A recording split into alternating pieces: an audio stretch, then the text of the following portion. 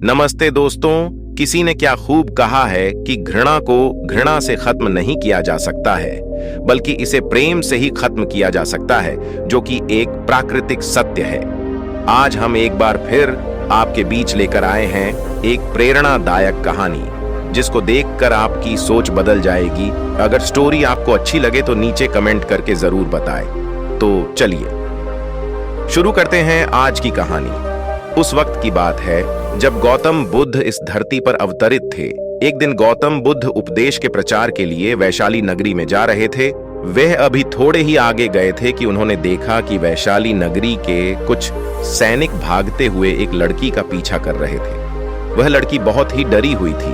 वो एक कुएं के पास जाकर खड़ी हो गई और हाँफने लगी। उसे प्यास लगी थी तो उसे पानी पीना था।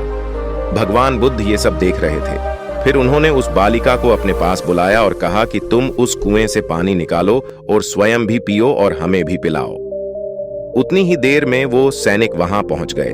भगवान बुद्ध अपने हाथ के संकेत से उस सैनिकों से रुकने को कहा। फिर उस बालिका ने गौतम बुद्ध को कहा कि महाराज, मैं तो अछूत हूं। मैं इस कुएं से पानी निकालूंगी तो जल दूषित हो जाएगा। मैं आपको कैसे पानी पिला सकती हूं? भगवान बुद्ध ने उसे फिर से कहा, बैठी, मुझे बहुत जोर की प्यास लगी है। पहले तुम मुझे पानी पिलाओ। उसी वक्त वहां पर वैशाली के राजा पहुंच गए। उन्होंने बुद्ध को नमन किया और सोने के बर्तन में पानी देते हुए कहा, महाराज ये लीजिए, केवड़े और गुलाब का सुगंधित पानी आपके लिए है। लेकिन बुद्ध ने उस पानी को लेने से इनकार कर दिया और कहा कि हम इस बालिका से पानी पिएंगे। राजा थोड़ी देर वहां रुक गए। बुद्ध ने फिर से उस बालिका से अपनी बात दोहराई। फिर बालिका से रहा नहीं गया और इस बार साहस बटोर कर उसने कुएं से पानी निकाला। फिर पानी स्वयं भी पिया और बुद्ध को भी पिलाया। फिर पानी पीने के बाद बुद्ध ने बालिका से पूछा, पुत्री, तुम इतनी डरी हुई क्यों है? तुम्हें किससे भय है?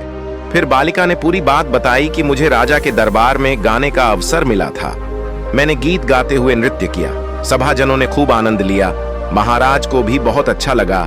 फिर उन्होंने अपनी माला मुझे भेंट की, लेकिन महाराज को किसी ने बताया कि मैं एक अछूत कन्या हूं। फिर महाराज ने उस कन्या से पूछा कि क्या तुम एक अछूत कन्या है?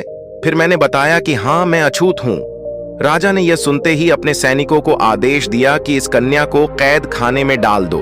मैं किसी तरह वहां से बचकर यहां तक पहुंची थी तो आप मुझे मिल गए।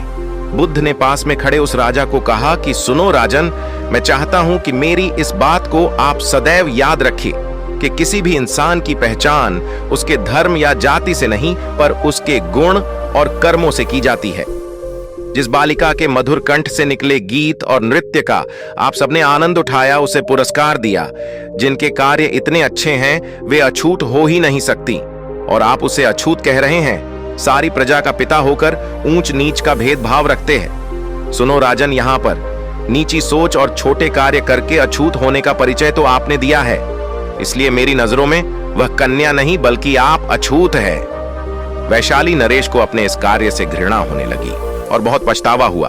फिर वह बुद्ध के चरणों में गिर पड़े और क्षमा मांगने लगे और कहा कि आपकी इस बात को मैं सदैव याद रखूंगा। फिर वहां से चले गए। तो दोस्तों, इस कहानी से हमें यही शिक्षा मिलती है कि कोई भी इंसान अपने कार्यों और विचारों से बड्ढा बनता है, अपने धर्म या जाति से नहीं। ऐसे छोटे विचार रखकर खुद अछूत ना बने, बल्कि ऊंच नीच का भेदभाव भूलकर एक अच्छे मानवता का परिचय दे।